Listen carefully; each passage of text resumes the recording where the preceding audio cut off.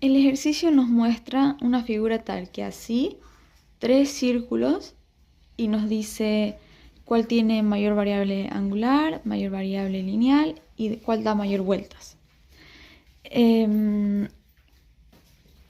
Esto es un poco de teoría de movimiento circular. Y un pequeño spoiler, si respondiste a cuál da más vueltas solo estás en lo incorrecto. Muestra un poco cómo es esta teoría. Primero, las variables angulares de 1 son las mismas que las variables angulares de 3. ¿Por qué? Porque decimos que estos están unidos por el eje. ¿Y cuáles son las variables angulares? Son las vueltas que da y la velocidad angular, que son básicamente vueltas por segundo, vueltas por minuto. Se explica mejor de esta manera. Aquí tenemos dos círculos, uno blanco, uno negro. Y aquí le hice una marquita. Si yo hago que comience a dar la vuelta, tal, hasta dar una vuelta, las vueltas que dio el blanco fueron las mismas que las vueltas que dio el negro, y fue en un mismo tiempo. Por lo tanto, la velocidad angular del blanco fue la misma que la velocidad angular de este círculo más grande. Entonces, ¿cómo lo representamos? De la siguiente manera. La velocidad angular de 1 es igual a la velocidad angular de 3. Y las vueltas que da 1 son las mismas que las vueltas que da 3. Perfecto. ¿Qué otra cosa podemos notar? Que 1 y 2 están unidos por correa. ¿Qué significa eso? Que la distancia que recorra 1 va a ser la misma que la distancia que recorra 2. Sin embargo, puede que 1 recorra una distancia que le haga dar una vuelta entera. Pero como 2 es más grande y tiene más distancia que recorrer para formar una vuelta, solo va a hacer esto, pero no llegará a dar la vuelta completa. ¿Eso qué significa? Que la velocidad lineal de 1,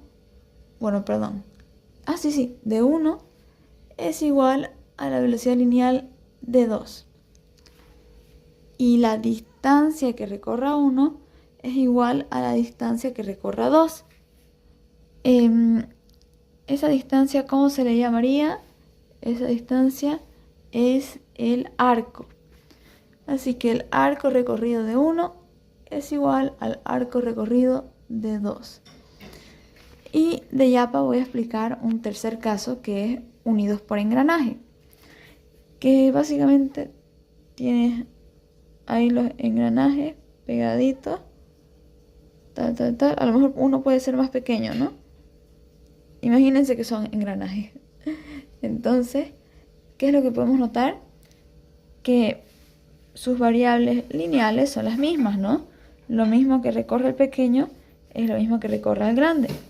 Sin embargo, el pequeño va a tener que dar unas 2 vueltas para que el grande igual dé una vuelta. Así que aquí sus variables lineales son las mismas, como en este caso. Recorren lo mismo, pero no dan las mismas vueltas. ¿Cuál es la diferencia? La diferencia es que cuando este va en esta dirección, este va en esta dirección. Y acá, si este va en esta dirección, este irá en la misma. Es decir, estos dos tienen sentido contrario, aunque sean engranajes o aunque sean círculos normales, ¿no? Tienen sentido contrario. Y estos dos de aquí, si este va a la derecha, este igual va a la derecha. Debido a la acción de la correa, ¿no? El movimiento de la correa. Entonces, con esto ya tenemos gran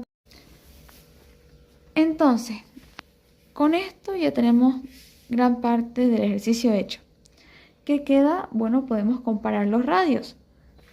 El radio de 3 es el mayor, después le sigue el radio de 2 y después le sigue el radio de 1. ¿Y cuál sería el análisis final? Finalmente nos pregunta, ¿quién tiene mayor variable angular?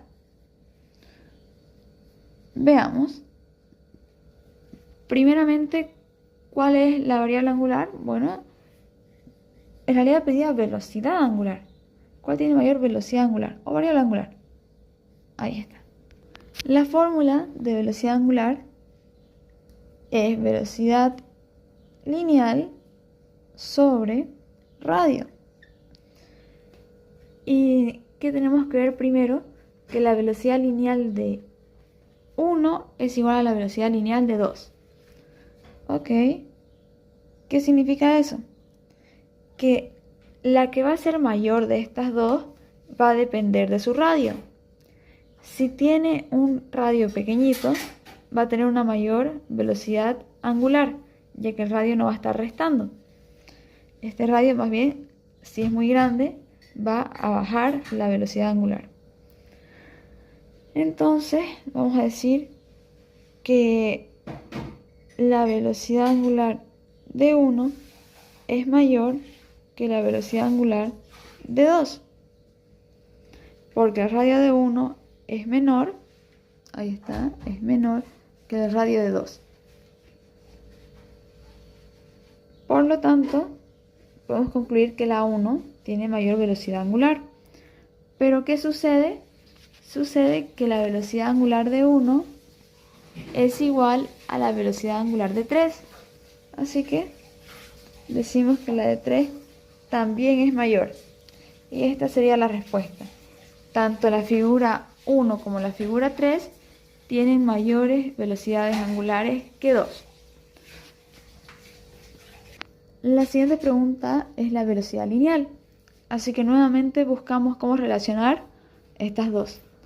Y nos dice que la velocidad lineal es igual a la velocidad angular por radio. ¿Y qué podemos decir? Podemos decir que la velocidad angular es igual en 1 y en 3. Ok, entonces la angular es igual en 1 y en 3. Si esto es lo mismo, va a depender del radio, cuál va a ser mayor. ¿Y cuál será mayor? La que tenga mayor radio. ¿Cuál tiene mayor radio? La número 3. Así que decimos que la número 3 es mayor que la velocidad angular de 1.